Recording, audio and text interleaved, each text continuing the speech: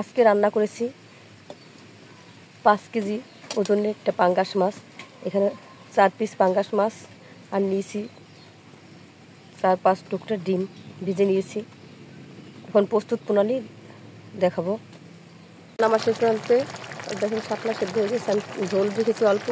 এই জিরা আর পেঁয়াজ বেরেস্তা করে রেখেছিলাম, এগুলো আমি এখন মিশিয়ে নামিয়ে নিব। 1 মিনিট নিয়ে রান্না আমার কমপ্লিট। দেখেন এটা বেশি বড় মাছ না, আবার মোটামুটি ছোটও না। এটা 5 কেজি আকারের মাছ, পাঙ্গাস মাছ, নদীর পাঙ্গাস।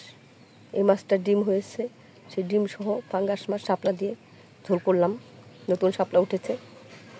নিশ্চয়ই আপনারা আমার রান্নাটা ফলো করবেন।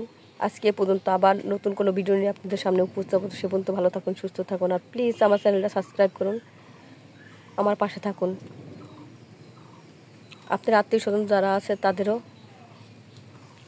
সাবস্ক্রাইব করতে বলুন। আজকে পর্যন্ত, আবার নতুন কোনো ভিডিও নিয়ে আপনাদের সামনে উপস্থিত হব। আসসালামু আলাইকুম রহমতুল্লাহি ওয়া বারাকাতুহু। দিয়ে পাঙ্গাস মাছ আর পাঙ্গাস মাছের ডিম ঝোল করবো আমি। এখন দেখাবো মাছ আর ডিম ভেজেছি, সেই তেল পেঁয়াজ বেরেস্তা করে রেখেছি। এখন দিয়ে দিলাম কাঁচামরিচ, হলুদ গুঁড়ো, মরিচ গুঁড়ো, হালকা লবণ। মশলাটা এখন ভালোভাবে কষিয়ে নেব। মশলা কষানো হয়ে গেছে, এখন আমি একটু পানি দেবো।